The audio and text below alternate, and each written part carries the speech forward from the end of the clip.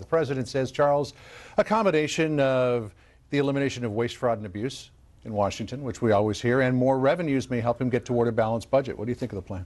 It's quite a concession. He says there's still some waste in government, a government that spends $3.6 trillion a year. And I like the way he talks about cutting expenditures on medical expenses, which is, of course, one of the great sources of our deficits.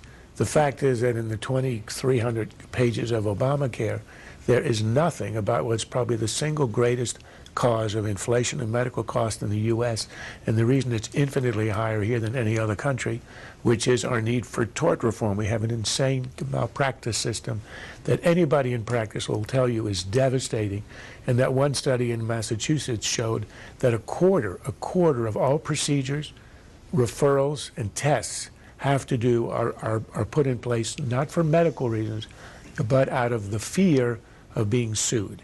That is a huge source of waste, and there wasn't a word about it in the bill Obama had passed. Why? Because the trial lawyers are big contributors to the Democrats. So if he wants to start to cut, that's where he could start. One is the